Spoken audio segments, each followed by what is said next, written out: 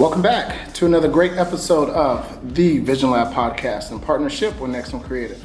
I'm your host, Ryan Cuffey, alongside my co-host, Mr. Ryan Mosley. The Vision Lab is the official growth mindset podcast for all visionaries worldwide, showing mad love to the cigar community. It's here in the lab where we uncover people's visions and dreams and how those dreams actually come into reality. Folks, it's all about tapping into the best versions of ourselves through self-discovery, self-examination, and self-actualization. Hey, yo, Mo, who we got in the lab today? Cup, it's been a long time coming, and I'm happy we can make this happen. Absolutely. Today's guest is a native of Cuba. He's got more than 30 years of experience in the spirits industry. He's worked with people like Bacardi International, Seagram Spirits. You hear his product featured on every episode of the show. Please welcome the CEO and co-founder of Grand Brulot Cognac, Francisco Tonarely, to the Vision Lab podcast. What up, what up, what up? So, here's what you normally hear on every episode of our podcast. And then we pour a little something up. And I am super excited myself to have you, Francisco, here in the lab. Before we get started, I want to give a big shout out to Jameson and the Lovers team for the introduction.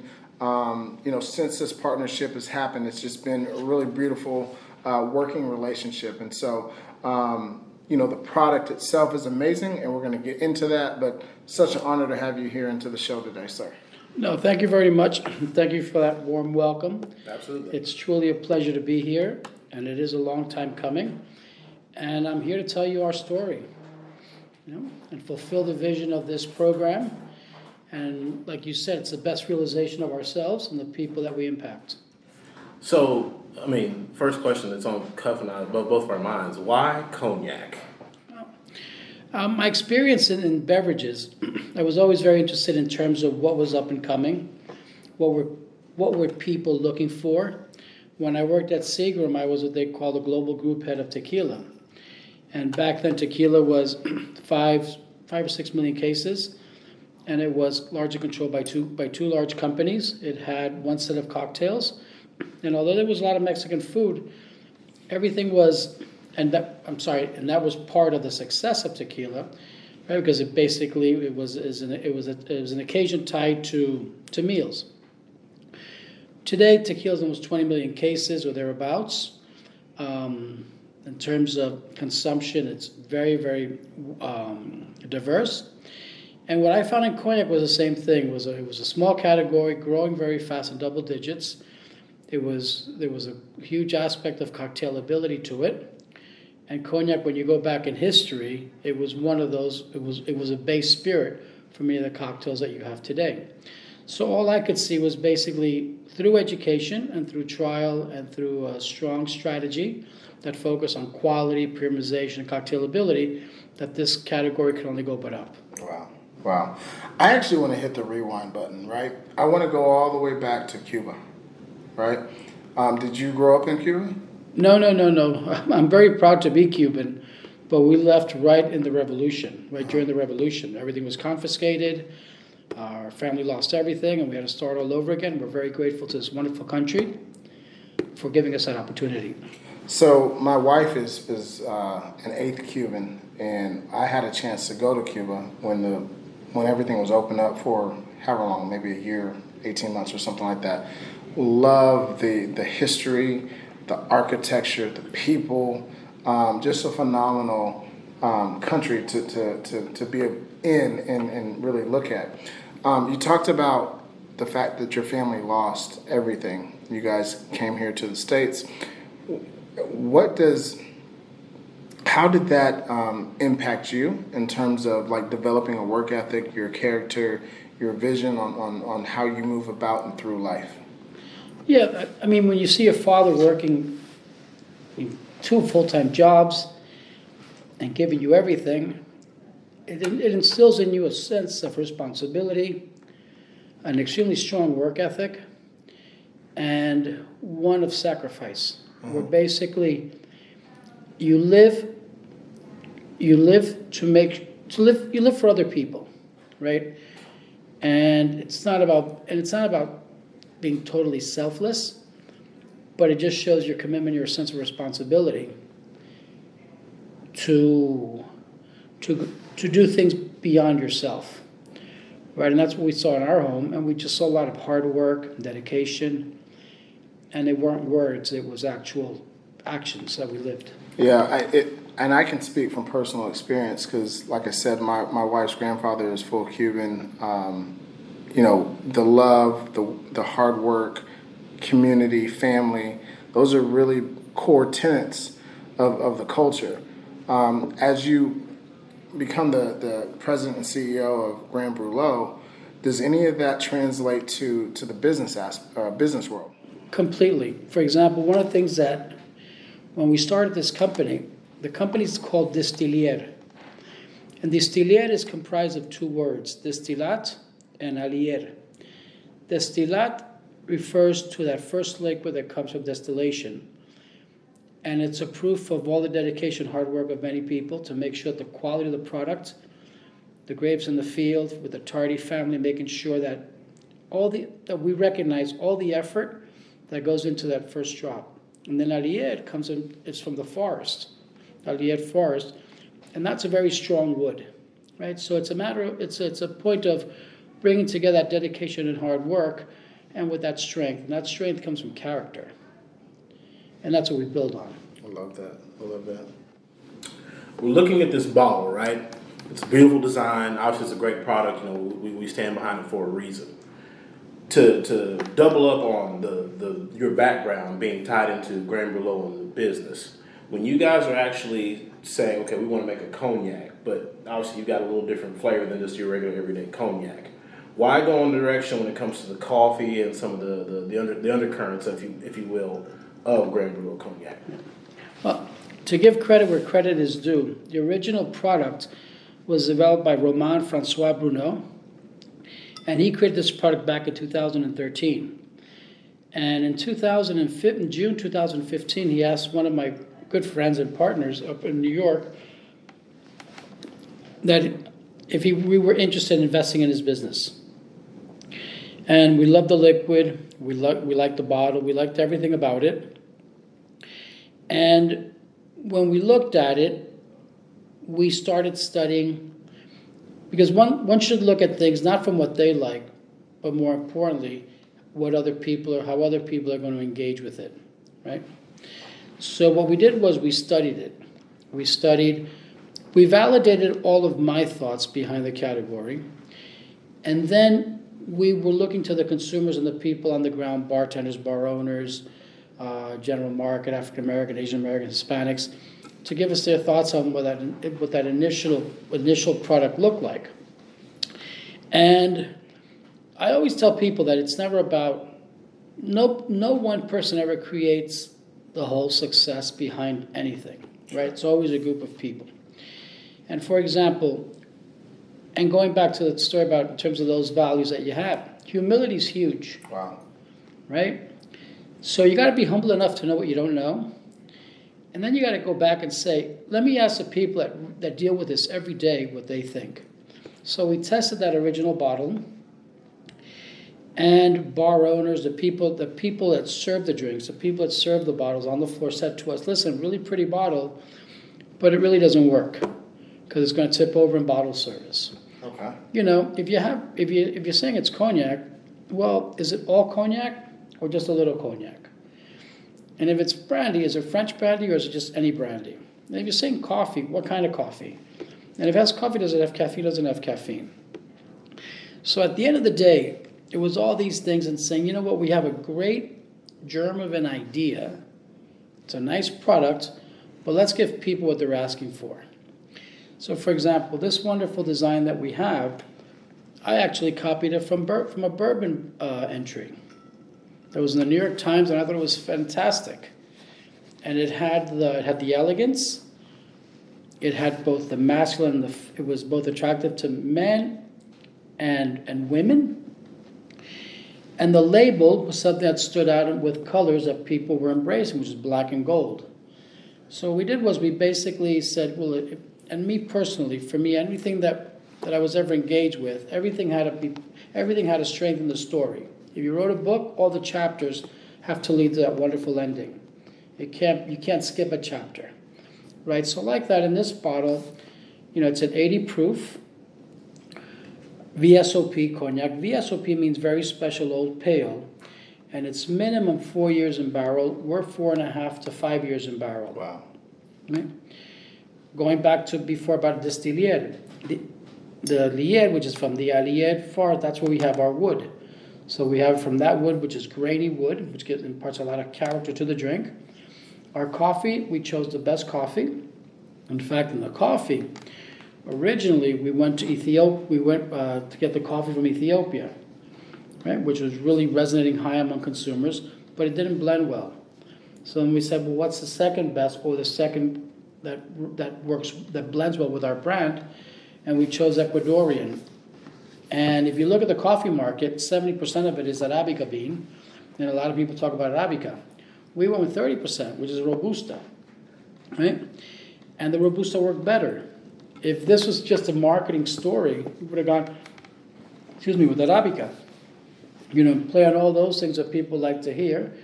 And for me, that's not what life is about, right? You make choices and you got to prove why it works. And in our case, we chose that because it worked with the brand. And when we blend and age it, it works really, really well.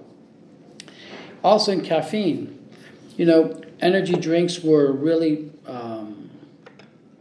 were resonating very high with the consumer. And people were talking about 240 milligrams, and having a lot of fun and keeping it going the whole evening. And our position was no, let's make sure that people have something that they would normally have. So we chose the caffeine content that you would have in an espresso. You don't want to be a fad. Right, exactly. I'm not into fads, right? This is supposed to outlive me, right? So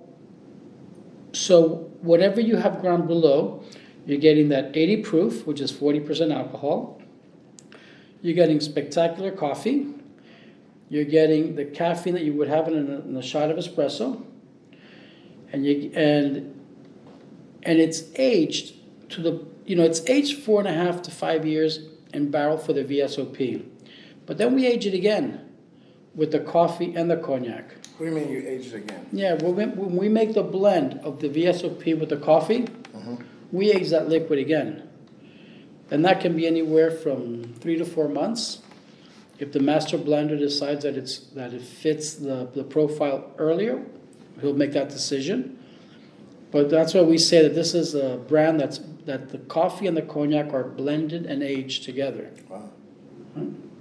How difficult, you talked about your master distiller just a second ago, but how challenging is it for replication or duplication and having a consistent product every single time?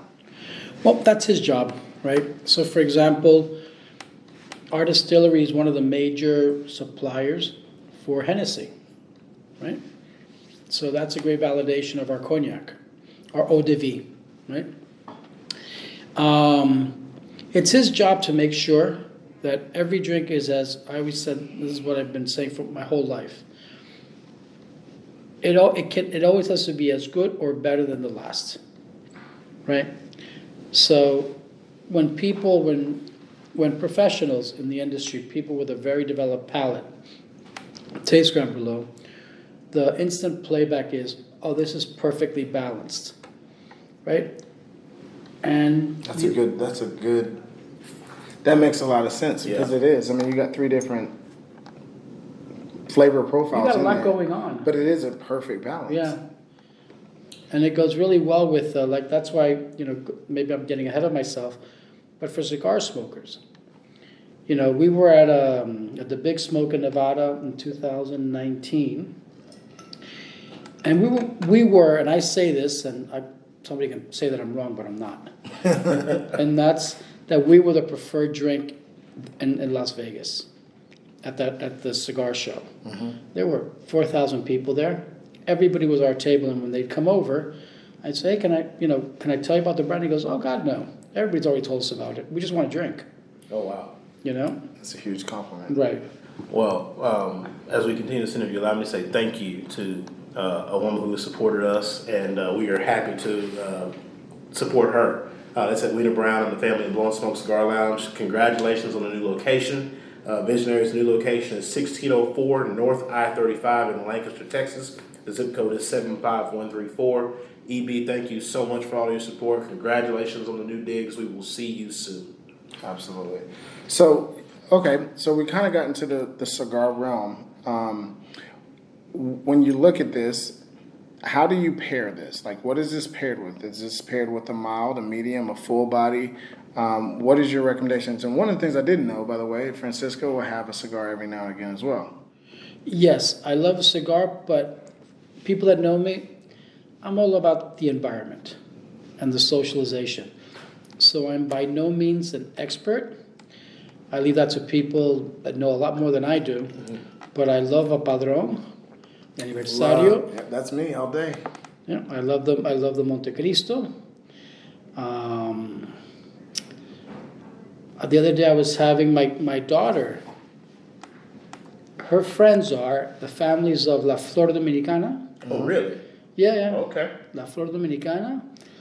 There's Iroa, which is the other one. So my daughter will be, and one of her best friends is the granddaughter of the founder of Padrón. So in my house, I have all these people, Drones everywhere. They have, I got a couple, but basically it's really funny. We started with this thing and we started talking about cigars, and my daughter comes and goes, "Oh, Papi, I got this, these are my friends." So it's really, really neat, how everything just comes together in such a small world. Right. Right. So what would you pair this with? For example, in New York, the Montecristo Lounge, it went really well with the Maduro. Okay. Right? And Love a good Maduro. and straight, without the rocks. Okay. And it was just a great compliment. I personally like lighter cigars. Okay. So you're on the mild side. Yeah. You like Connecticut's. Mm-hmm. Okay.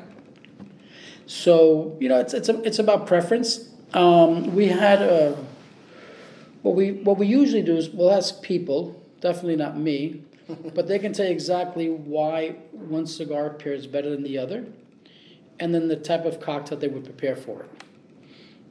So what I do know is that in my home, whenever my friends come over, and I open up the humidor and I open up a bottle, my wife leaves. So that's why I know it works.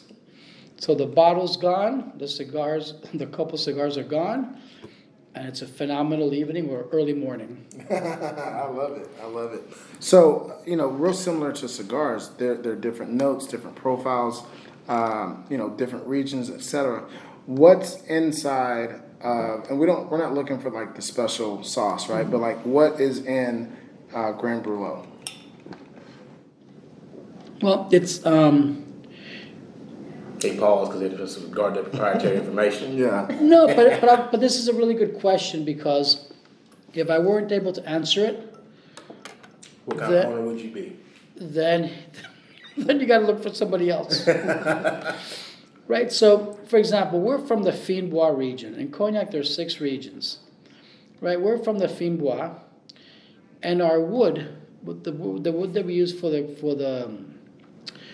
aging, it's rougher than you would find in Petit and Grand Champagne. So it's going to be earthier.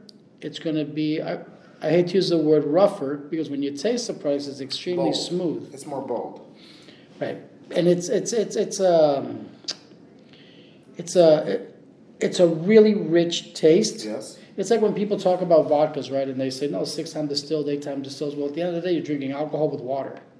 There's no character. So I like to think that we have a lot of character, but like going back to 3 minutes ago, it's perfectly balanced. It is. Right? It works really well. So the coffee comes in late, and when you try it, the cognac comes in. There's people will taste spice. Mm-hmm. They'll taste a little bit of coffee at the end. But your mouth it's full, but it's welcoming to anything else that you're drinking or eating. Gotcha. I want to switch gears, Cuff. So we've got this great product. Again, thank you for making the trip to Dallas. I want to really get into the nuts and bolts of who you are, Francisco.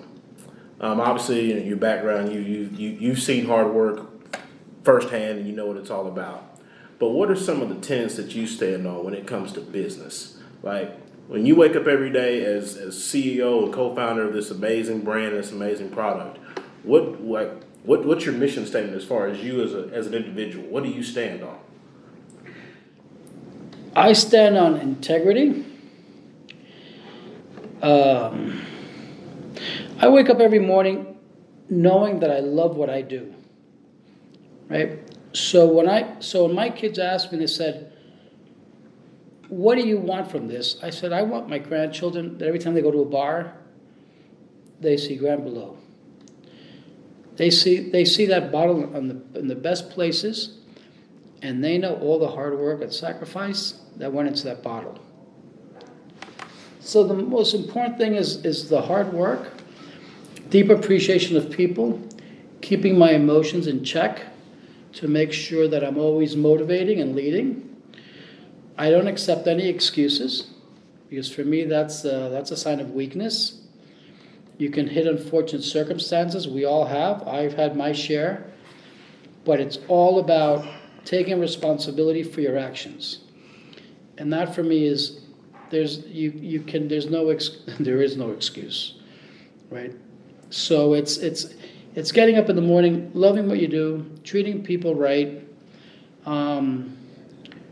being patient. That if my family were here, they'd say, "Wait a second, you're the least patient person we know." So. Well, you have expectations. Right. And at the end of the day, it's leading by example, right? So, for example, when I get up in the morning and I'm looking at what I have to do, I know what I have to deliver. And it goes from, I always say that my passion is with the consumer back, Okay. right? For me, I see what the consumer wants, what the consumer deserves, and then it's a chain. So if I'm treating my people right, and I'm treating my investors right, and my investors are working as a team with me,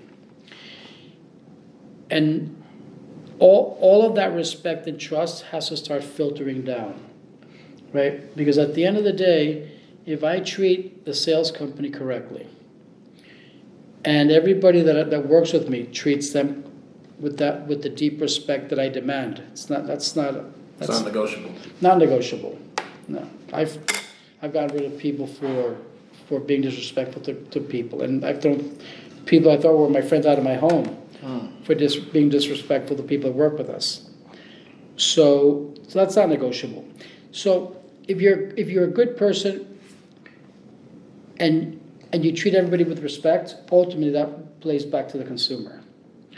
We always said that we're the smallest company, and I've always worked with large companies. I've worked with Pepsi, I've worked with Colgate, I've worked with Seagram, Bacardi in Europe and Latin America, and with Seagram I was global group head. So there was for somebody without those values, there was that chance that they could be disrespectful. With me, that never happened, and if it did, I was corrected very quickly early on in my career. So as a mission, it's to be the small company that everybody wants to work with, that everybody respects and trusts, right? So when a large company goes into a bar and demands and pushes and threatens, we're the ones that we go in and people want to work with us. So it goes back to that humility that you talked about earlier. Right. Like I tell my kids, I said, when people talk about respect, you can't demand it. You got to earn it. And I don't care who you are. Right? So when respect is not earned, it's because you're feared. And that's something that for me, when you're admired, people want to do things with you and for you. When you're not admired, they might do it for a paycheck, they might do it for something, but given one chance, they'll do it someplace else. So for me, it's earning that. Leading through example, and showing them that you can do the heavy lifting. You can have the title of a CEO, but you serve coffee. You help with everything, and that's how it is. We're talking about leadership, and from your perspective, what's the hardest part of being a leader? Making the tough decision when it's going to cost somebody something important. So to be clear, when somebody is, you love the person, you understand that they try really hard, but they just don't fit, right? So, and so basically, it's the best way to say it is, you're actually doing them a favor, but it's how you do it. Mm-hmm. You can show compassion. You can show empathy, right? You can be a human being. You can be a damn good human being. Where did all this come from? Like, how did you learn it? Is it getting out there and just doing it? Because you didn't have a background as a business owner before, if I'm not mistaken. I've always been entrepreneurial. When I was at Colgate, I was that guy I was in product management. I was 22 years old. And I was a toilet soap category leader by 23. And one day, one of the groupers, who's still a great friend of mine, this is 40 years ago, and he said to me, we have this product that doesn't work. Do you want it? Either you're going to hit it out of the park or it's going to be a flop. And it's called Fabuloso. And you said, give it to me. And I said, give it to me. I mean, and to this day, and back then, because somebody took credit for it a while ago on LinkedIn, it was really funny. And I saw it, so I went back and I keep everything. I have everything in writing and stuff. And I called the old group and called the group product managers, right? And I was a category manager and a brand manager. And I said to him, can you imagine the gall of this person to take credit for this? I said, I challenge him to tell me who was the chemical company that made the formula, who did the graphics in South Carolina, what Swiss company made the bottles. I had it all, right? Because it was something how we evaluated the impact of the UV rays on the liquid. It was a lavanda and floral. So it's one of those things about understanding the business, the brand, from its inception, right? So it was part of my personality in terms that I learned from my father. It was first to the office, last to leave, and there was never any job too great or too difficult, and you always demand respect. Makes you kind of a pain in the ass, but that's how it is. You kind of mentioned your father loosely. I know that we've had some conversation around him and the impact that he's had on you. Real quickly, can you talk about the impact that he's had not only on your life from a personal standpoint, but also from a professional perspective? Well, it's difficult right now, but... Yeah, I know. Yeah, he led by example. Yeah. So... Action. Yeah. Action. Yeah, it's very hard. Just passed away, so... Yeah.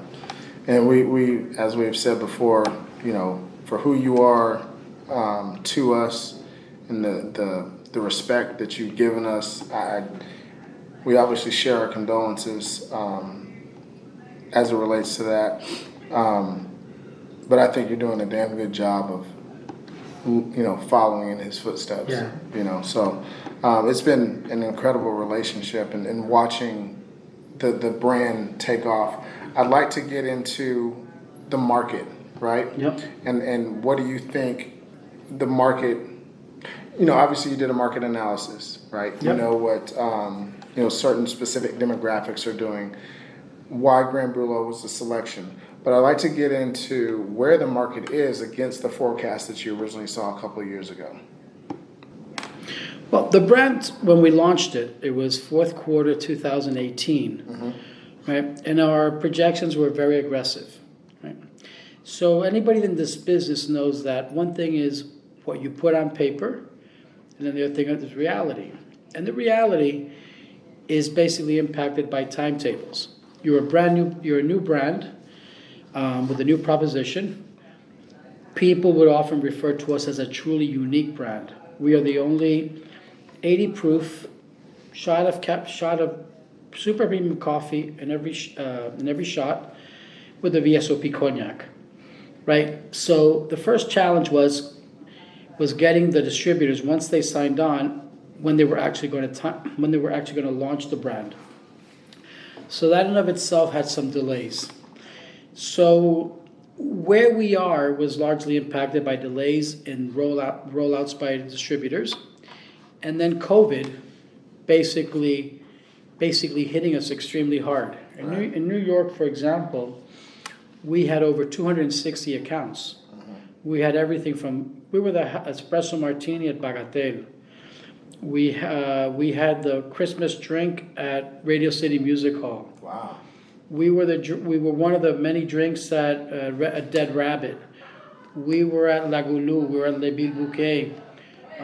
We hit every fine dining restaurant in New York, and I say that because I would challenge anybody to tell me that I'm wrong. But you're not. I'm not. Might be the top. My humility stops at the truth. Right, so we had all the Gup Shop, Dirty French, Christ, in London, New York's just finished up, but basically we covered all of downtown. We covered off of Midtown, Upper East Side, Bar Italia on 64th and Madison. We're very, very proud of our placements because it basically supported what the brand's DNA was, which was really about a quality statement.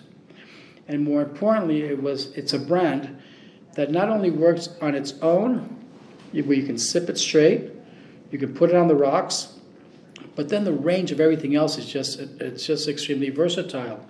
Coffee. Definitely put in some coffee. Right. Ice cream. Well, the affogato is insane. Yes. So tiramisu is also incredible.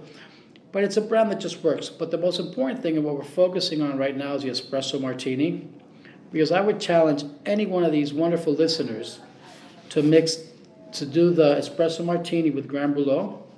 And our formula is basically 1 shot of Grand Brulot, half a shot of half and half, and then a little vanilla. Shake it. Vanilla extract? Vanilla syrup. Okay. Yeah. And you shake it, you pour it. And one of the things to look at is, if you look at any espresso martini, look at the foam. The foam basically tells you if the quality of the coffee is good or bad. If it sits and starts to break apart, tell the bartender to get you a new one. Hopefully you'll ask for Grand Brulot at that point. Okay. But at the end, when you shake a Grand Brulot and you pour that into a martini glass with this as an espresso martini, I think you're going to like it. In terms of the rollout, to answer your question directly, it's never what we thought it was, but it's tracking really, really well.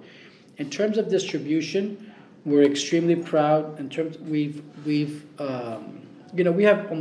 have more than 500 accounts, and growing tremendously, right? For example, when we also launched in Paris and in London. In London, we're the espresso martini at 5 Hartford.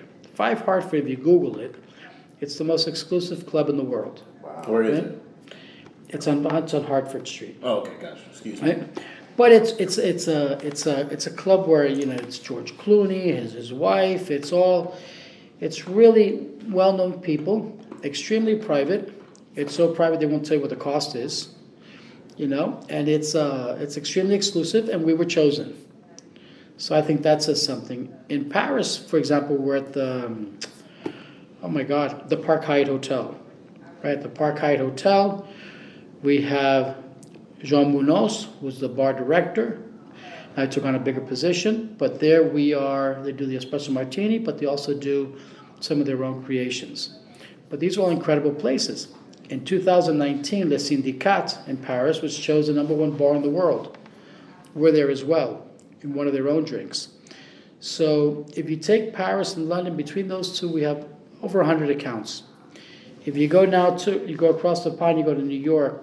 Now we're in New York, New Jersey, soon to be Connecticut and Boston. Georgia, launching in Florida now on July 1st.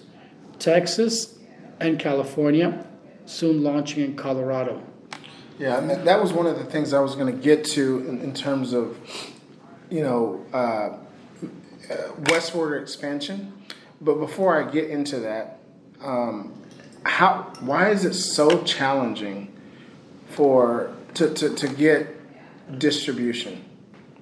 Because we've had a number of spirit brands on the show, And as you're speaking about that, allow me to say thank you to the folks at Class A Vodka. yes, Crystal, Tim, thank you guys so much. we love y'all. We'll make sure you get a taste of their product. Sure.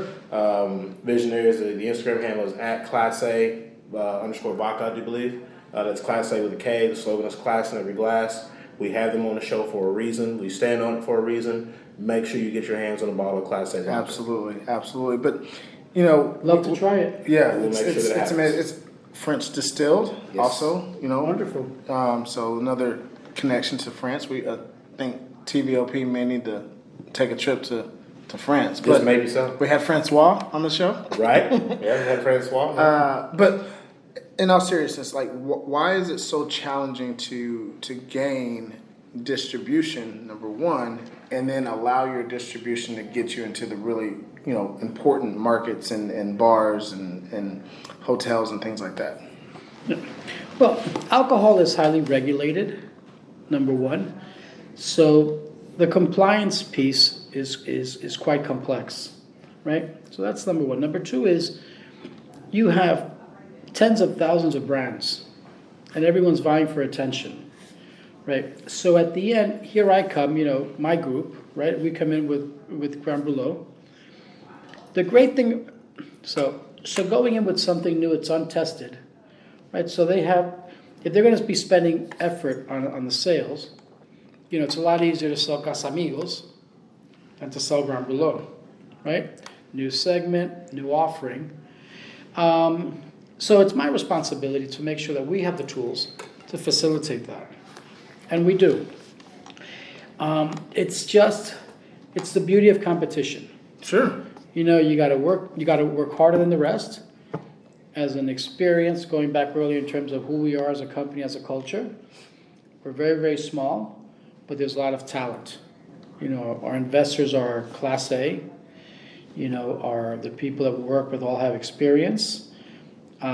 We just aligned ourselves with Blue Ridge Wine and Spirits out of Atlanta, which is a Class A team of professionals.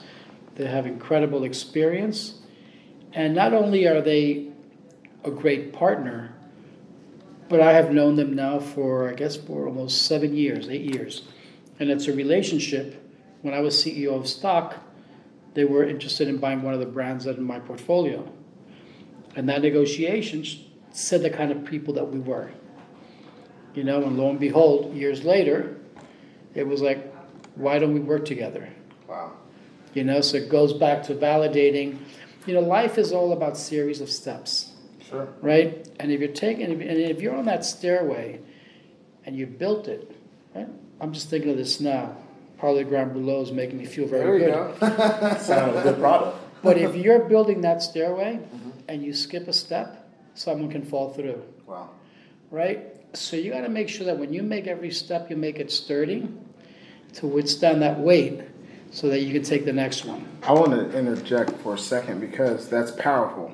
I think you and I have talked about this a number of times in terms of we live in this microwave society where we expect for our dreams, just because we have a passion about whatever it is, for it to manifest overnight or instantaneously, right? What I'm hearing from you, and you've said this word a number of times, is patience. You've done research, right? You've done the right things to have a solid foundation. And as we're building this stair-stepped, ladder, if you will, if you don't do it right and you miss a step, those behind you could fall through, right? Exactly. And so why do people struggle with moving at a responsible pace, if that makes sense? That goes back to the most important thing, which is sense of purpose. Okay. Right? When you have a sense of purpose and you know where you want to go, you're going to make sure that everything there strengthens that.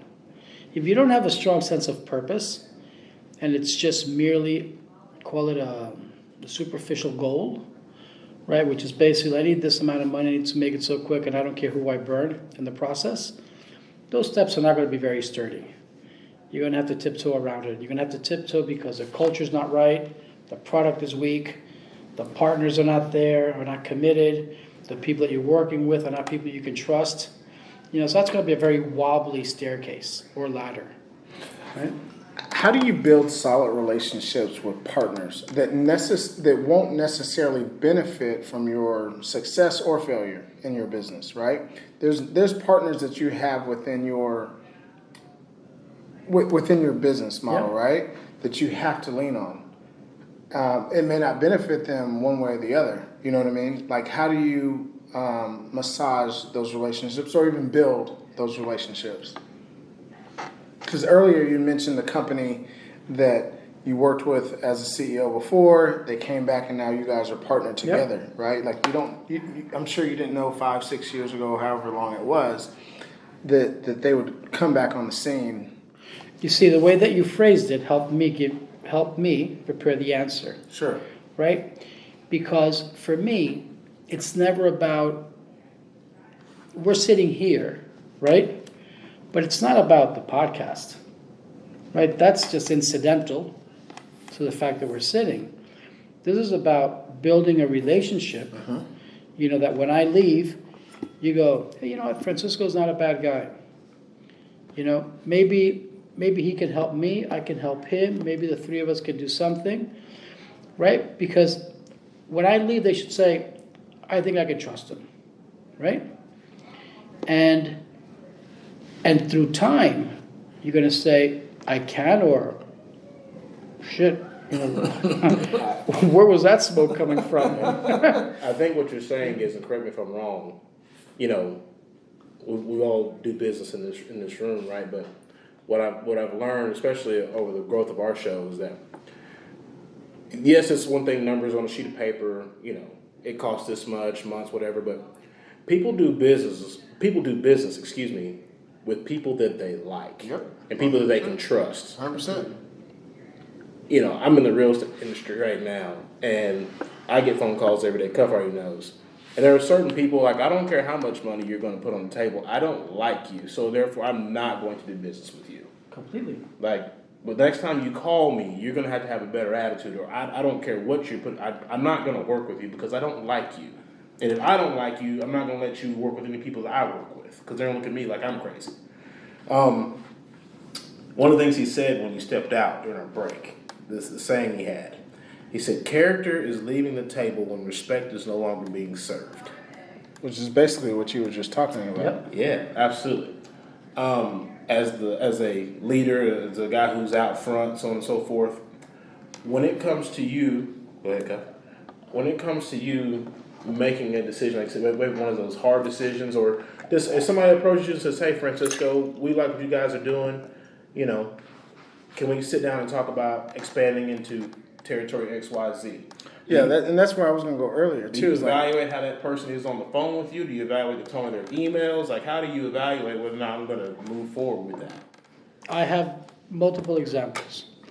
I had people with a lot of cash having lunch with, and just through the questions, the demeanor, understanding what they were like. There was somebody that I didn't approve because he was going to be detrimental to the culture that I wanted to build. And for me, it's not about the money, and it goes back to my father. It goes back to, there are things that are better left undone, or done with somebody else, because the sense of purpose is always there, right? But you're not going to, like my uncle would always say, it's about a marathon, not a sprint, and that's all you use, right? So at the end of the day, anybody can make a lot of money making the wrong choices. Okay. But the most important thing is putting your head at night and having a good night's sleep, and that's what I dream about today. It's very poignant that we're on this topic, right? And that's kind of what I was asking about earlier, and it might be the Grand Brulot coming out right now for me too, but It's a truth serum. it is a truth. Come on. Business is tricky, right? Yep. And I think especially being in the United States, who is super fast paced, we got to get it right now or yesterday, right? Which then creates the distrust, because I may burn you to get to you, right? You know what I mean? But the slow, methodical wins the race mentality that you are, leveraging and taking into the marketplace, is appreciated by me. But, when people are trying to come up with a business solution and be a disruptor in a category like Grand Brulot is, how do you, I shouldn't say how, but you've chosen to walk through this marketplace with a level of prestige and dignity that doesn't worry about the financial impact, because at the end of the road, the payoff will be there, or maybe it won't be, right? But for those that are, I think the mindset of a lot of people that may be listening to this is like, well, oh, he's got a lot of money, so he can take that chance. I don't have, that type of disposable income. What say you to that person that's got a fantastic idea, maybe doesn't have a lot of money, and that is so hungry to win that they are leveraging relationships and burning relationships early in their career and not knowing what's around the bend? Right. Yeah. No, let me go back for a second. The most important thing is sense of urgency, and I'm not contradicting myself, but sense of urgency is critical. Okay. And because and just because you have urgency doesn't mean that you're not going to do the right thing. I would say you just do it a lot. You make the decision a lot more quickly, because I've always worked my whole life. I've put a lot into this, and and there's a lot of sacrifice, personal sacrifice. There's a lot of things that if you just go out and work for somebody else, things are easier. Sure. Right? Sure. But I always tell people, I said this for many, many years, but I never wanted to die thinking I could have, I should have, and I would have. Right? Those are things that I never do, and I always tell my kids, I said, if you have an idea, please bring it to me. Because if it's worthwhile, I'll help you pursue it. Right? I'm working on a project right now with Grand Brulot that I can't tell you right now. Let me just put it this way, it's delicious. Amen. All right? You can tell us when the mic cuts off. Exactly. Then we'll do a sweepstakes. I love it. But the point is, it's an idea that I had based on trends, because there's always, strategy is extremely important in everything that we do. But to the people listening, if you have an idea, well, you can write to me. I'd love to take a look at it, and I'll sign NDAs out of respect. I always, when people come to me with an idea, the first thing I ask them is, listen, send me an NDA. Don't send me anything, because God forbid something happens. I want to help you, but I don't want anybody to think that I'm trying to steal anything, because I never would. You want comfort for that person. Right. So, and there's always somebody that wants to hear what they want to hear, though. It's like I tell my son, who has an idea every day, I said, you got to write stuff out. Because if you don't write stuff out and just leave it as an idea, someone else is going to execute it. You're welcome. Right? So here it's a matter of show the effort, show the dedication, show the belief that you have. Because the last thing you want is when it comes out to the market and it's making a fortune, you go, oh, I had that idea. Well, knucklehead, everybody had that idea. Yeah, somebody did it. But what I'm talking about is the person that's so, for lack of a better term, like money hungry. Like I gotta get the money. What I hear you talking about is more of a process and system and relationships. We mentioned the word money one time, I believe, if I'm not mistaken. Well, it goes back to what he said at the very beginning too. We not talk about all the time, but it's moving with a certain level of integrity. Always. You are definitely what we would call a stand-up guy. Yeah. And we appreciate it. And so we've had multiple conversations and we've got to know each other over the phone. You're hard to get a hold of sometimes. Very hard. Because of the territory. But I know from he and our perspective, I'm not perfect. from our perspective as a show, we appreciate working with you. Absolutely. Likewise. It's been great, and we're definitely looking forward to bigger things in the future for sure. I do have to say thank you to the good folks at Dallas Leaf LLC. Whether it's cigars, charitable events, entertainment, whatever it might be, folks, give the folks at Dallas Leaf LLC. The website is dallasleafllc.com. The Instagram handle is at Dallas Leaf LLC. They strengthen numbers is one of the taglines, and when you work with them, you will understand. Support is free. Absolutely, support is free. Now, to your point, Cuff, it is time to land the plane. This is gonna be the funnest part of the interview. Go ahead and break that I bottle. don't know if open. we've ever. I know we've had like Class A on and other people on, but like never a sponsor that we have something special like this for. Right. That we do. So here we go. We're gonna land the plane. Brought to you by the good folks at Grand Brulot. Guys, make sure you go to your nearest retailer here in North Texas if you're here and grab a bottle of this beautiful black and gold Grand Brulot. And as we're pouring this beautiful elixir, if you will, a huge thank you to Jameson and the Lovers team. Yeah. You picked a good guy to work with. Absolutely. Shout out to Jameson. Shout out to Mrs. Jameson. Thank you guys so much. This has been great. Jameson is our national brand ambassador. You picked a good one. You picked a Well, good one. he also picked us and gave us the opportunity. Cheers. So thank all of you. Absolutely. So, as we land the plane, brought to you by Grand Brulot, one of the questions we ask everybody on the show. It's you in a round table, kind of like this, and there are 5 other seats. You get to have 5 other people at your table. The only caveat or stipulation is that you can't have, the higher power you believe in, because that's too easy. But outside of that, who are the 5 people you want at your table? My customers. You have 5 seats. So we'll just put all your 5 customers on one. It's one big chair. We'll get all your customers there. Now you get 4. Now, more. Francisco, I get it. That's a really safe answer. Let's get some 5 individuals that you want at your table, dead or alive. Dead or alive? Is there another show coming up? No, it's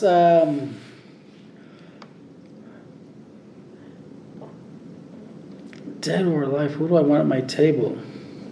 And we got a beautiful bottle of Grand Brulot. Maybe you have a mild cigar, and you can just sit back and ask this person anything, or these persons. Well, you know who I want? Who?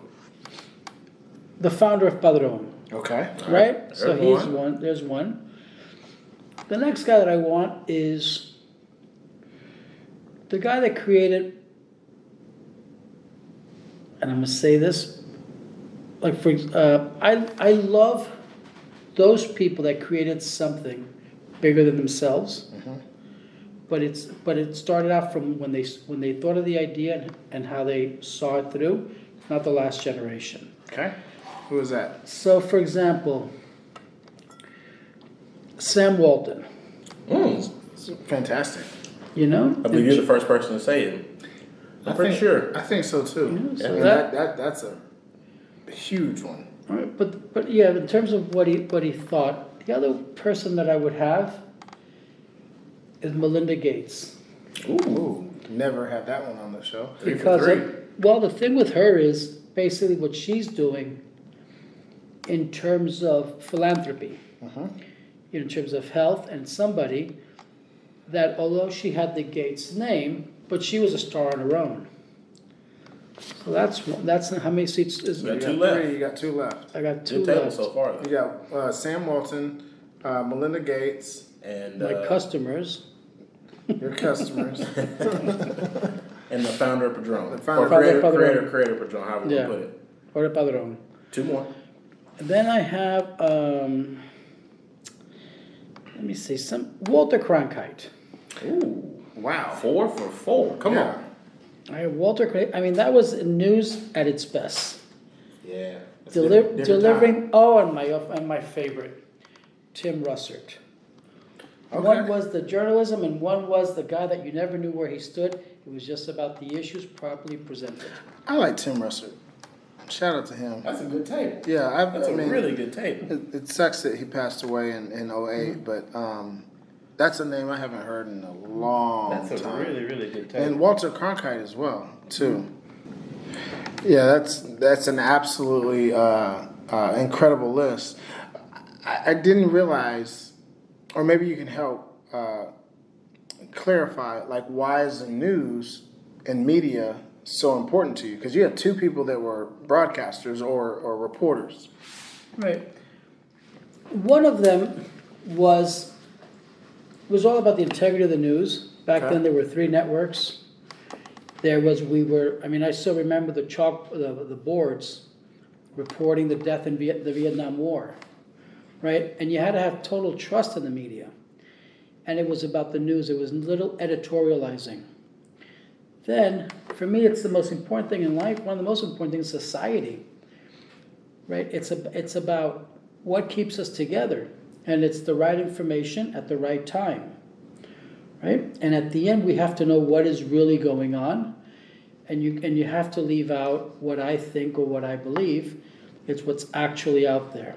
Then once you know the facts, then you can, like in society with laws, then you can take that information, Digest it. you digest it, and then you find out what's right, what's wrong, or how best to improve it. It's not about who's the enemy, right? Because we live together. Yeah, and it's unfortunately with the media and where we are now in 2021, there's such, and I'll break this down super quick, right? There's such a level of distrust with the media. Well, why is that? Well, because the media really only, the owners of the stations truly care about the advertising dollars and the money, right? So we're just going to lead with what's quote unquote sexy or has an appeal to it. If it bleeds, it leads. Yeah, if it bleeds, it leads. Sex sells and all that stuff, but it's not true reporting, right? And it's unfortunate, but it is the reality that we're living in. And so, obviously, Mo and myself were not around when Walter Cronkite was there, and leading one, being the news correspondent for one of the three major networks. But there's just such a distrust for the media, right? Yeah. And it's sad, but it is the world that we live in, and we're not going to go into a political rant or banter. But I thought that was super interesting that the media was a part of your answer, and I think the reason why I find it so interesting, Mo, is because look at the generational difference, right? When you were growing up, it was trustworthy. The media meant something. Where we are, and our daughters, right? I don't even know what that's going to look like when our kids are. I'm afraid to see what it looks like when. Well, it'll be vastly different for sure. It'll be It's vastly manipulation of the message. 100%. And so, where's the truth, right? So if I may, Yeah. like one of the things I always tell, when I give an example, I always talk, people have to personalize things, right? You don't like Obamacare, well, what don't you like? They don't know. They don't know. They don't know. They don't like know. Obama. Right, but at the end of the day, thanks to Obama, my wife was able to have, I was protected, because if you had private insurance, you didn't have it, you had a pre-existing condition. So I'm eternally grateful, right? Can things be better? Of course they can be better, but it was phenomenal. One of the things that I always tell people is my kids, I tell them, you got to read the whole article, right? Because And you have to read different articles. absolutely, and you got to read different articles. I grew up reading Time Magazine and Newsweek. For me, I've always been, I won't say what I read, but Go ahead. You can ahead. imagine. I would read Newsweek, and then I would read Time, because it was two different points of view, right? And I would go with what I thought was right, but I was always well read. Nowadays, you got to go to the last paragraph, because if you don't read the last paragraph, that's where they tell you the truth, because they have to. If not, they have to do the disclaimers, right? So when I speak to people, my brother and I would call them headliners. They would read the headline and say, "Oh, did you see this?" And I said, "Well, wait, you didn't read the whole article, did you?" It has nothing to do with that title. Exactly. Nothing. Exactly. So so people have to read more. People have to be more curious. Like even with Grand Brulot, you got to be curious.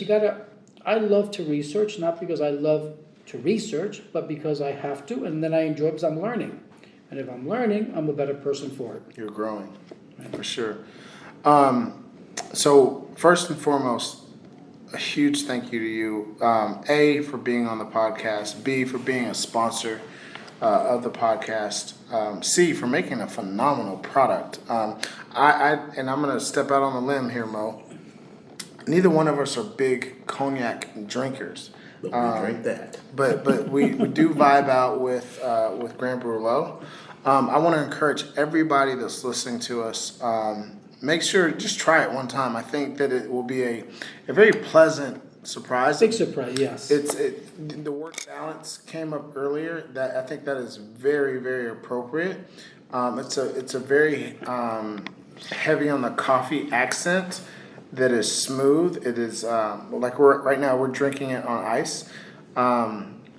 It's not hard. It's not hard to drink or anything like that. So it's easy. It's very easy, but bold.